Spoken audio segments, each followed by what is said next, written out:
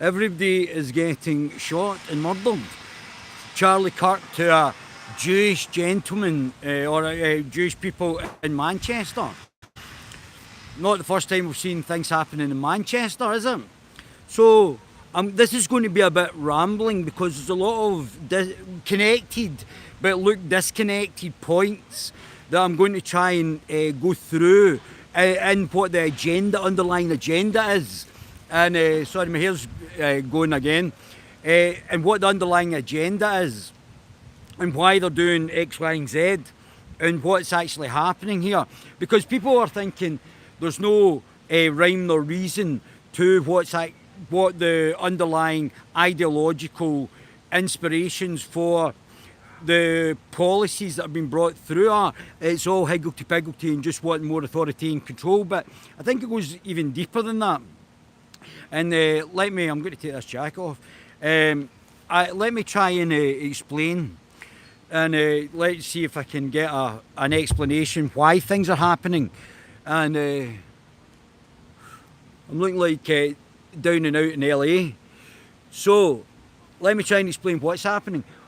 Why are they bringing in almost the predecessor to a social point scoring where Tony Blair was the underlying architect? Now, Carol Benjamin did something that was very interesting regarding the Globalist, and he was just starting to touch on it. So I might do a review of his analysis, and then I'll try and add to it as well. So I'm looking a bit higgledy-piggledy here, but hey-ho. So, why are they bringing in the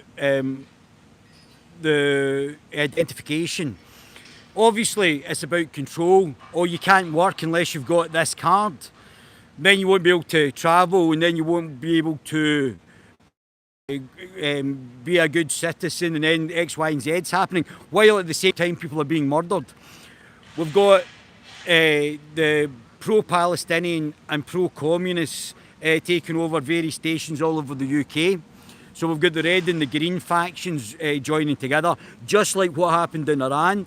And what eventually happened in Iran, they murdered all the communists. So the communists then think they're going to get their communist utopia and then get murdered by the Islamists who want their Islamic utopia. And then obviously bringing in almost not even backdoor blasphemy laws, but open blasphemy laws, which has come up from the anti-Semitism laws, and now we've got hate speech laws, and now we're going to have Islamophobia laws. So you're not able to criticise an ideology that not only has hate speech in it, but actually advocates murdering people who are not actually within that ideology. So it's talking about killing non-believers, but they don't just mean like atheists and people who don't believe in God or organised religion. They mean killing anybody that's not in their cult.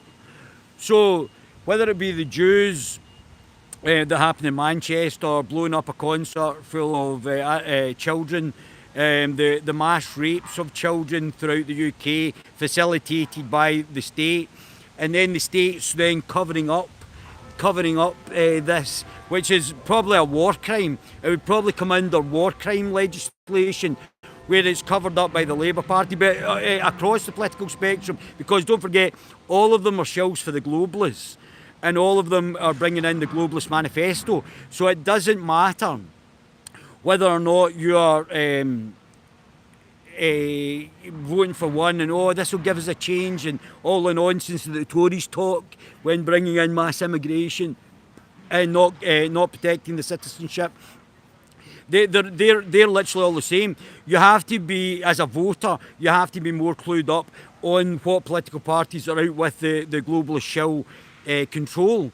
And until you actually do that, the continuum of what we're seeing, mass rapes, war crime, people get murdered in the street, war crime, being covered up is not terroristic attacks, but actual individual attacks. But the communists and the Islamists joining together to take over stations on a day that a number of Jewish people get murdered.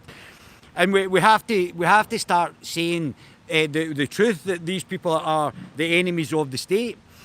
In America, the Islamists are openly calling for the overturning of the constitution in place by Sharia law. We've already got it here. Keir Starmer's already trying to bring in the backdoor blasphemy laws, so then you won't be able to criticise things or you're going to get arrested. We've got a communist in charge who's also beholden to the globalist agenda, and the globalist agenda has been brought in through the social credit scoring, which then goes back to communist China. So we've got a guy who Peter Hitchens said is a communist, who is bringing in communist ID on the back of Tony Blair, who is a shill for the globalists. His social democracy, being a social democrat, is not the underlying issue. He's shilling for the globalists. It's the underlying issue. It's not social democracy or even the communists that are in the Fabian Society. It's the globalists that are controlling it all. It does underneath it are the layers underneath, but the actual globalists are running the show, and they want to enslave the population, which will be the first point will be to bring in the digital IDs. And then you won't be able to work. They said, why do I need an ID to be able to work? Well, I've been able to work or not work depending on what's happening for years. Why is this going to be beneficial to me? They're saying it's to prevent people who are not from here getting jobs, but that doesn't make sense, because it's the globalists who have invited all these people in. So they could have prevented mass immigration at any point. They chose to want mass immigration, population replacement. So it destroys the locality that the people come from and basically takes them out. Not even a guy called Jihad, who went on to murder Jews in Manchester. He got his citizenship from Syria. And then he's now murdered Jews, and now we've got the communists and the Islamists out taking over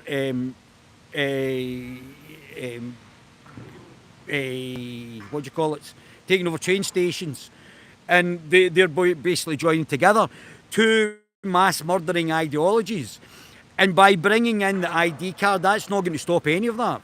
All that's going to do is allow these ideologies to continue, and you as an individual will be under the control of the individuals in here, whether it be the Fabians or all of the political parties, including the Liberals, the Greens, that have sold themselves out to Europe on the European objectives under the King.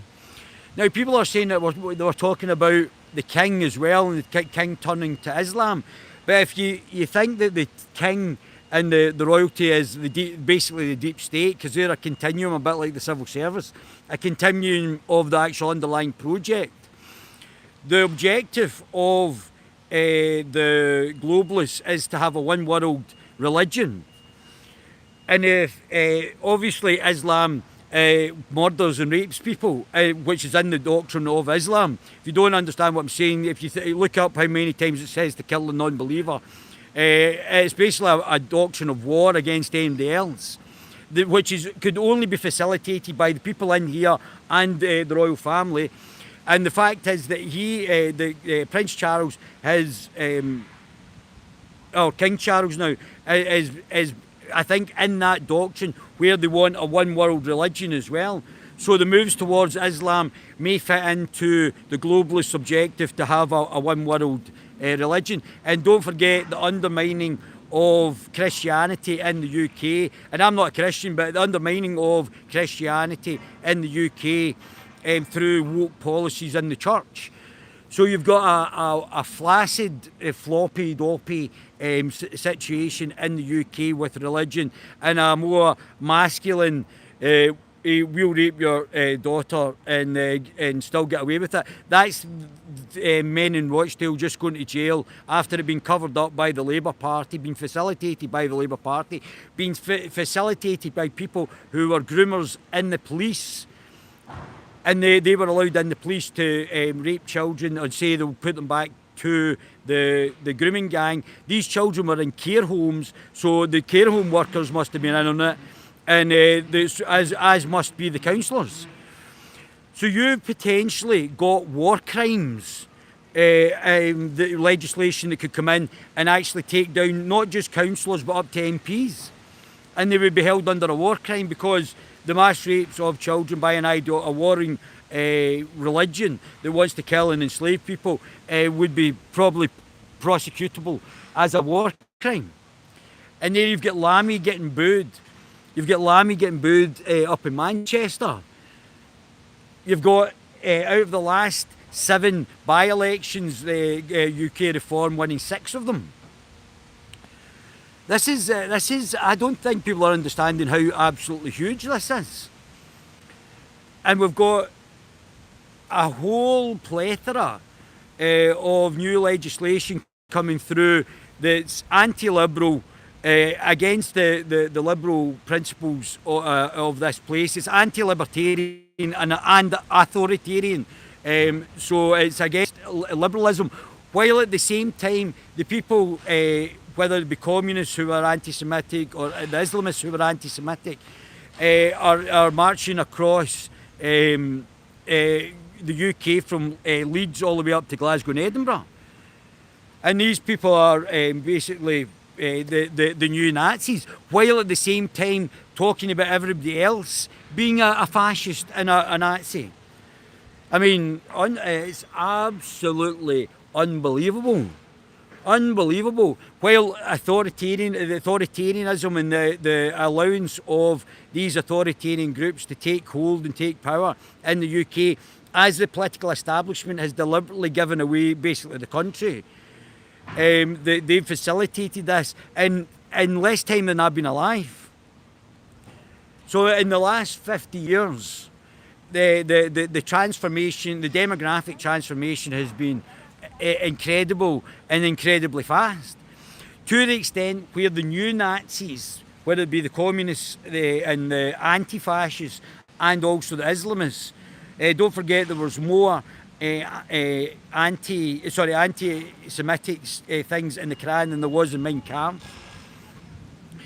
And they're, while at the same time they're calling everybody else Nazis, while at the same time a communist and a shill for the globalist, Keir Starmer, is bringing in blasphemy laws so that it protects Muslims from being critiqued in what the underlying ideology actually represents. Now, don't forget, I know that ideology because I've actually read it. A lot of people haven't even bothered to read it. So when I say something there like, oh, I don't think that's true, I've read a wee bit on in the Quran. But if you just want to look up who's Maria the Copt in Islam, you'll be able to see that Muhammad was raping and had sex slaves himself. And that's why people don't see a moral compulsion against raping people, because Islam allows it in the religion.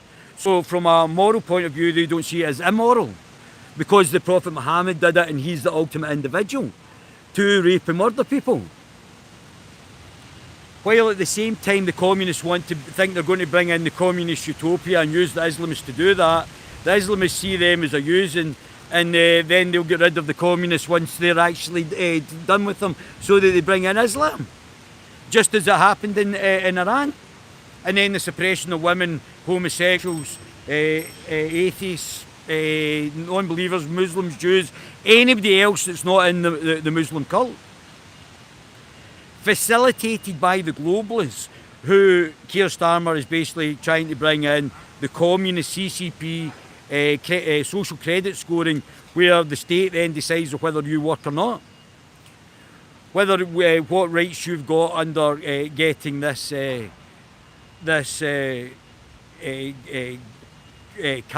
identity card. But while at the same time, the people who are entering the UK illegally, whether they're refugees or not, don't require any identity cards, and none of them are getting deported. Even the ones who are not refugees are not getting deported. Even with stability back in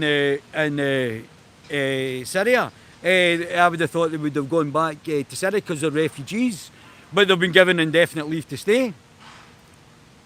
So it's authoritarianism for you. Starmer is a facilitator. Of course he is, yeah. Of course he's a facilitator. But they've all been facilitators. I think Starmer's just the worse because he's also a communist underneath. His ideology is Pavlovism, which is a form of Trotskyism. But he's a facilitator more for the globalists. So don't forget, this is Tony Blair, who was also a Judas and basically a facilitator for the globalists as well. So it's not just one Prime Minister. And if you're just saying, oh, I'll just switch it to the Liberals, they're already captured. So is the Labour Party, so is the Tories. So is the SNP, the Greens, Sinn Féin. And I would suspect other ones, Fabian Society, they're all in it. Well, Fabian Society sits under the globalists. There are other societies as well. It's not just the Fabian Society, don't forget. There's other, you could say the Freemasons. There'll be other societies that will be under the globalist agenda. So it's not just one thing, and it's not just a left or right thing. It's the globalists versus the anti-globalists, or the authoritarians versus the anti-authoritarians, or the libertarians. It's not a left-right thing. It's not, they're all saying, no, that's far right, this is far right. Complaining about National Socialism and fascism both came out of Marxism. National Socialism came out of Marxism. Then a hybrid of that, remember a schism, there's schisms, political schisms, bankers versus the people, yeah. Schism and a hybrid. So the National Socialists were a schism from Marxism. And there's a thing called the National Bolsheviks, which is a hybrid between communism and National Socialism. So you've got schisms and hybrids in politics. So, and that's because National Socialism comes out of communism and then it reforms from the Nazboms, or National Bolsheviks. So, we've got big problems. The liberal society and libertarian society, don't forget I'm a libertarian liberal, is on the wane, and we're now moving towards an authoritarian surveillance state. There was also something I just saw there as well, that they're going to put like PR codes where they can actually scan your messages. This is out with ID. They can actually scan your messages from your phone for safety while importing the problem with no identity checks or anything else. Importing the problem, but once the problem's here, they're going to control you for your own safety and read your messages and do whatever they want to do on the back of that. Control you so that you're a good wee servant of the communist and socialist utopia. Or Islamists. Make Nokia great again, yeah. So that's it. I mean, that's the situation. And we've got this move, so we've got another 3 years of this. So Keir Starmer, alleged to have taken bribes from Gaylord Ali, had Ukrainian gay bum boys, backdoor bombers, blowing up his back door. Or him not playing inheritance tax by inheritance tax avoidance, while at the same time raising your taxation. And what was the other thing he did? What did I think? The other thing he did was I don't know if he declared all his gifts from Lord Ali. The smarter folk. So he's avoided taxes that way. And he's also got legislation to ensure that you're paying his massive salary as a legislative act into the future. So he's put a bill in for his own pension that's going to be tax-free while he taxes you up the wazoo. And they've done that to you. So that's what you get. It's free money for him, your money, and he'll tax you to the hilt to facilitate the billions of pounds for putting people up in hotels. And basically ethically cleansing you, and also having sex with your children, who might be in care homes, which the state should have been looking after, but we're letting Muslims go up and rape them and put them in dungeons apparently and torture them. People who should have been protected by the state were thrown to the wolves, facilitated by the Labour Party at a local council level, and nothing, and at probably a senior election level. Don't forget Lord Ahmed's Anisawar's uncle, and they're bringing out all this in to basically suppress you, while at the same time saying that they're protecting you. So that's the situation you find yourself. An increasingly authoritarian Keir Starmer who's avoiding his taxes while you pay yours, while he screws over the farmers, screws over the individual, destroys Western liberal democracy for Islamism and communism, and basically the globalist shilling for the international order.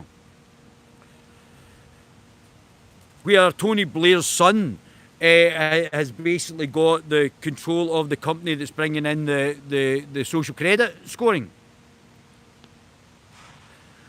I mean, really, honestly, you couldn't write it.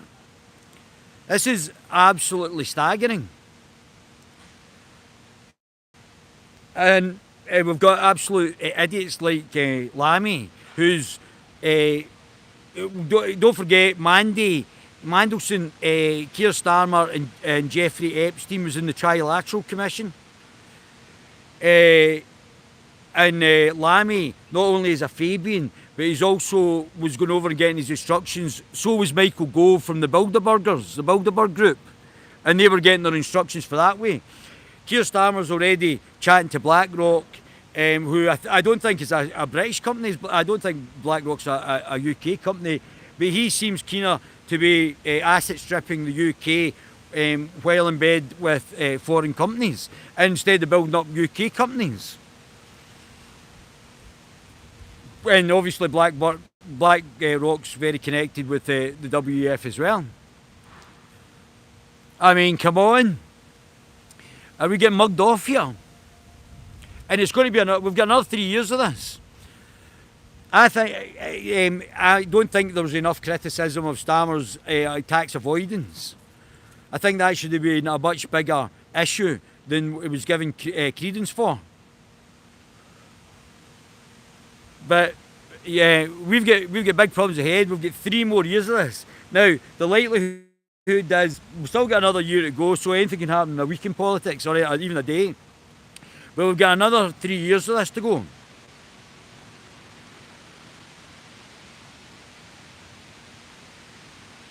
And I can't see the end of it just now.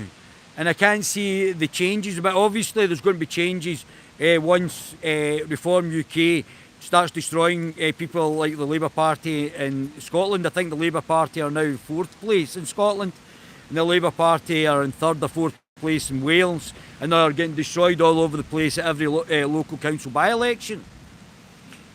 And Andy Burnham, to take over from Starmer, has not really got a route back into Westminster. So he apparently didn't do very well at the conference. So, I mean, he's probably out on a limb. So what other donor is going to replace Starmer? It's probably nobody in the front benches, because every one of them is absolutely a complete waste of space. So there is immense problems ahead. And we've got another 4 years of this. Although things will start to change. I mean, if the changes at the by-election side continue to change and Reform continues to grow, there's going to be massive changes ahead. My baby gorillas.